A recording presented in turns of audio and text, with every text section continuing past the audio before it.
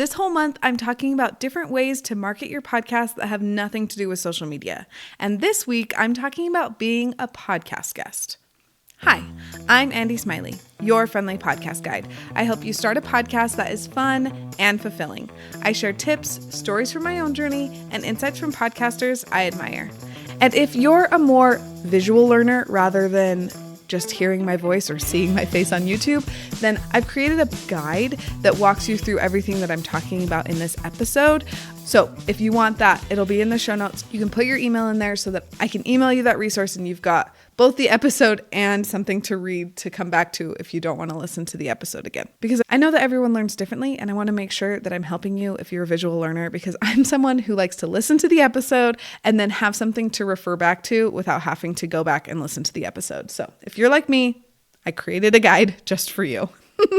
And just as a reminder, if you only have the capacity to implement one thing, at the end of the episode, I'll tell you what that one thing should be, so you don't feel overwhelmed trying to figure out where to start. The best place to find the perfect podcast listener is on a podcast. It makes sense, but being a podcast guest can feel super daunting. So I'm going to break down the steps you take to become a podcast guest in a way that doesn't feel overwhelming. But before I do that, let me talk you through the imposter syndrome that's probably creeping up right about now. You might be thinking, I'm not expert enough to be a guest. What if they say no? I've never done this before. What if I do the podcast and then they don't like it anymore? All of these questions, I hear you. I get it because I've been there and I've had all of these questions in my mind too. You don't need to be a fancy expert with a huge audience to be a great guest. Your story, your perspective, and your heart for your listener is what makes you guest worthy. And people are going to tell you no, but I can almost guarantee that it has nothing to do with you and everything to do with something on their end. So try really hard not to take it personal. And I promise that you will get yeses, even if there are some no's sprinkled in there too.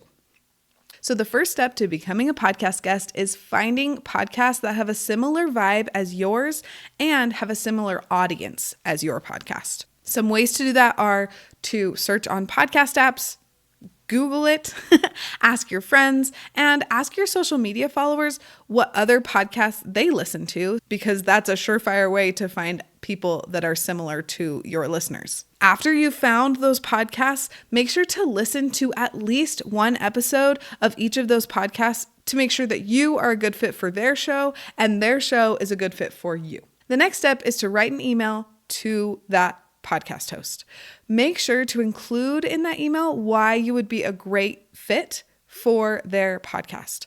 Also, make sure to go and rate and review their podcast before you write the email and then screenshot it so that you can include that screenshot in the email. I know it sounds kind of weird and a little bit like forward, but this is one of the best ways to show that you are invested in their show doing well, even if you're not a guest on their show. They know that you took the time to rate and review their podcast. And quite honestly, I feel like you already know this, but I'm just going to say it again. Ratings and reviews are the things that make podcasters feel so happy and so seen. And doing that really helps the podcast host see that you care and that you want their show to do well and not just your show to do well. Also, in the email, I would try to add some intriguing questions that they could ask you when you're a guest on their show. These will make the podcast host want to have you on the show, just if for no other reason, so that they can hear the answers to these super intriguing questions. Some examples of intriguing questions, like for me, could be, let's say I'm on a business podcast helping people understand how awesome podcasts are for their business. The question could be, how do you create 10 pieces of social media content from one episode? I am going to assume that not only will the podcast host really want that question answered for their listeners, but they will probably want to know the answer for themselves too. So having a question like that really piques the podcast host's attention can be really helpful in getting on their show. And then at the end of the email, I would have some version of this question. Would you like to have me as a guest on your podcast? Frame it like a question because humans have a really hard time leaving questions unanswered. So this increases your chances of getting a reply. I have learned this from many people. Now I can't remember her name, but I'm going to look it up. It's the host of Cubicle to CEO, Ellen Yin. That's her name. I have learned this from a lot of people, but she's the one that I heard it from first, is ending your emails with a question because then you're more likely to get a reply. And even if the reply is no, it's nice to not be in limbo. So adding that question at the end can be really helpful. And if you don't hear back from the podcast host, it's not a no forever. Sometimes it's just bad timing or they missed the email, and it's okay to follow up. And if it's a no, let's just focus on celebrating that you put yourself out there. And that is something that most people never do. But I will say, when it feels like a no, like a solid no, go back and look at the email or the DM or however you're communicating with them, because I have a story about getting many no's before I got a yes. So when I started my podcast, I really, really wanted to interview the hosts of the podcast with Knox and Jamie. It's one of my very favorite podcasts. Actually, it really is my favorite podcast.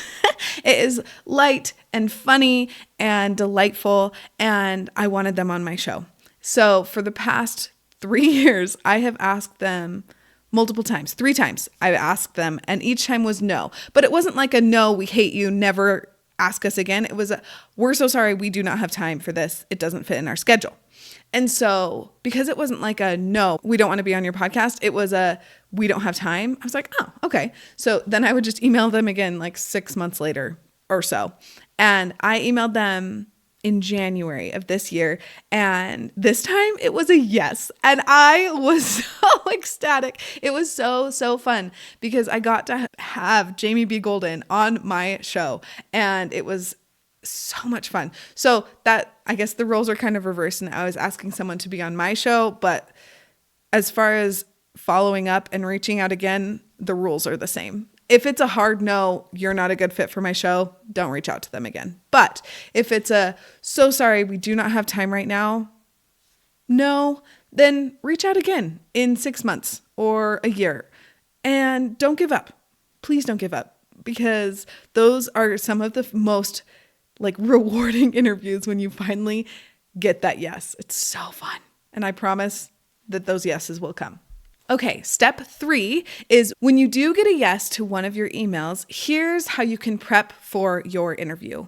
Make sure to use your microphone and headphones. So for my show, I usually interview podcasters, and you would be surprised how many podcasters don't plan on using their microphone or their headphones until I ask them to. So as a guest, please just make sure you have the best quality sound. It makes you sound really good as a guest, and it also just makes the podcast host's life so much easier. And then they're probably going to be more likely to share that episode and rave about you and your show. And that's what we want, right? We want to have a good experience. And also we want the podcast host to fall in love with you so that they will promote your show and your episode a lot. Another thing to do to prep for your interview is review the questions that they send you for the episode. And if they don't send you questions, you might want to ask for some so that you know what direction they want to take the interview and you can be prepared for that. Or if they send you questions and you're like, this has nothing to do with me, you can flesh that out before the interview instead of during the interview. I have made that mistake. I did not ask for questions, and I should have, because they didn't understand what my podcast was about, even though I thought I did a good job explaining. I did not. So learn from my mistakes. Don't make the same mistakes I did, and ask for questions so that you can make sure that the podcast host and you are on the same page.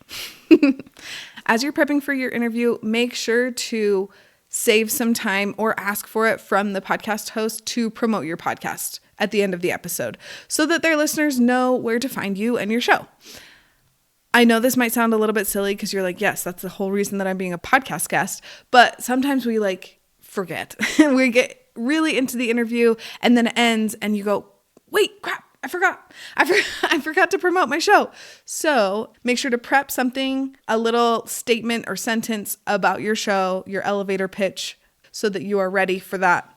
And I will say, make sure your call to action is simple, but still like sticky, like they're going to remember it. So don't just say, check out my podcast.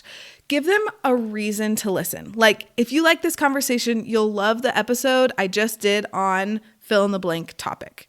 And you can even ask the host to link that episode in the show notes. So it's even easier for the listeners to find your podcast and that episode specifically. And then step 4, after the interview, make sure to find out when that episode is going to air so that you can promote that episode on your own social media or email, or even just telling friends if you don't want to do those other things. But honestly, more than anything, I feel like that's just karma. When you put good things into the world, when you promote other people's things, then it will always come back to you. And truly, as a podcast listener, I really like listening to my favorite podcasters when they're on other people's podcasts. It's just like fun to hear them in a new environment. And so I think your listeners will really enjoy hearing you on someone else's show. And you're doing a service for your listeners. You're like, hey, look, this is this other really cool podcast that I really like. I did my research to make sure that they were a good fit for me and my show. And I think you'll like them too. And I think that will go a long, long way. Okay, before I tell you about a reframe of podcast guesting that ChatGPT gave me, I promise it's good. I was not prepared for it. I want to take a quick second to tell you about my podcast jumpstart sessions. So you've been thinking about starting a podcast, but every time you think about actually starting, questions pop up. What mic do I need? How do I get my show on Apple Podcasts? What if I start and then get overwhelmed? I get it. Podcasting can feel overwhelming, and that's exactly why I do free 30-minute podcast jumpstart sessions. It's just you and me on a call, chatting through your questions and figuring out what's actually holding you back. By the end, you'll know exactly what to do next. Plus, I'll send you my favorite mic recommendations, the best podcast hosting platforms, and the next 2 steps to get your podcast started. I only do a few of these calls each month, so grab yours before they're gone. Go to the link in the show notes to book your free podcast jumpstart session. Let's make this podcast happen. So lately, I've been running my episode outlines through ChatGPT just to make sure that I'm not missing anything that could help all of you. And this time, when I ran it through ChatGPT, it gave me a reframe that I honestly had to sit with for a minute because I wasn't sure if I believed it. But I do, so here it is. It's podcast guesting is a form of self-care. I know that it might sound a little out there at first, but hear me out. Guesting on podcasts is one of the most efficient and energizing ways to grow your show. You don't have to rely on social media. You get to have deep, meaningful conversations with other podcasters, people who get it, who understand what it's like to podcast. And the best part, you're filling your own cup by sharing what you're passionate about. It's marketing that feels refreshing and maybe even fun. Imagine that. As I'm wrapping up this episode, here's the one thing you should implement in your podcast if you're feeling overwhelmed and not sure where to start. And that is, before you start sending emails about being a podcast guest, do some research beforehand to make sure you're a good fit for their podcast. You don't want to waste your time and the other podcast host time doing an interview that doesn't reach your ideal listener. If this episode helped you, would you mind sharing it with another mom who wants to start a podcast without burning out? Your recommendation would mean the world to me. Thank you to all of you who have already recommended the Friendly Podcast Guide to your mom friends who want to start a podcast. In next week's episode, I get to share a conversation I had with the queen of SEO, Brittany Herzberg. She knows so much about search engine optimization, SEO for short, but in this episode, she explains it in a way that feels doable and not overwhelming. This chat is perfect for you if you have no idea what SEO is, because I specifically asked Brittany to talk about podcast SEO for people who are just starting out. Thanks for being here, and I'll see you next week.